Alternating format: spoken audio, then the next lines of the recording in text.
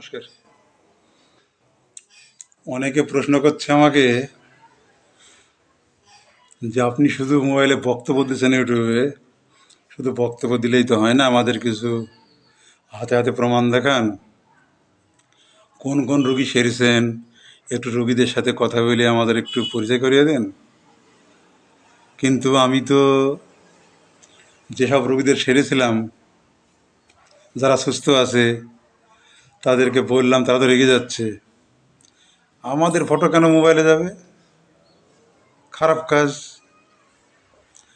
আমি তো ওষুধ খেয়েছি আপনার কাছে গোপনে, এবার ফটো আপনি মোবাইলে ছাড়বেন আর সবাই জেনে যাবে যে আমি একটা রুগী ছিলাম। জানতে দেওয়া যাবে না তো, ফটো তুলতে দেওয়া যাবে না তো। কিছুতেই রাজি হলো না। কয়েকজন রাজি হলো অবশ্য, কিন্তু তাদের ফটো তুলতে দিল শুধু কোনো রকমই, শুধু মুখটুকু, পুরো বডি তুলতে দিল না। এইবার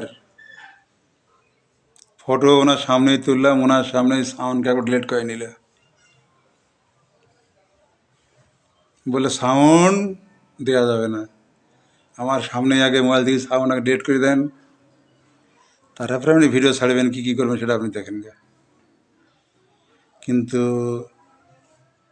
রাজি হলো না। আপনারা প্রথম 1 নম্বর ভিডিও যেটা দেখছেন,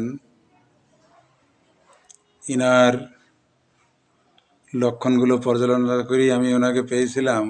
ওনার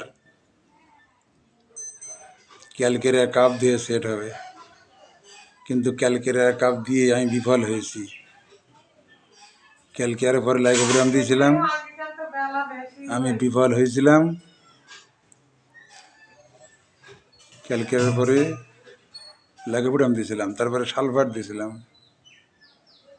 উন্নতি নাই। তারপরে আমি ওনাকে ফাইটোলক্কা দিয়ে আমি সুস্থ করে তুলি। তিনি এখন দিব্যি সুস্থ। দ্বিতীয় ফটোয় যেটা দেখছেন, এনার পায়ের গিঁটে খুব ব্যথা ছিল, হাঁটতেন খুঁড়ি খুঁড়ি। ইনার দেহ ঠান্ডাতে কাবু না গরমে কাবু জিজ্ঞাসা করার পরে ইনি বলেছিলেন আমি রৌদ্রে যেতে পারিনি। আমি চিন্তা ভাবনা করি এনাকে আমি ফ্লোরিক অ্যাসিড দিয়েছিলাম, তিনি দিব্যি সুস্থ। 3 নম্বর ভিডিও যেটা দেখছেন, ইনার ছিল 2 পায়েই বাত ব্যথা, শুধু 2 পা জ্বলে যায়, গায়ে কিছু চর্মরোগ আছে।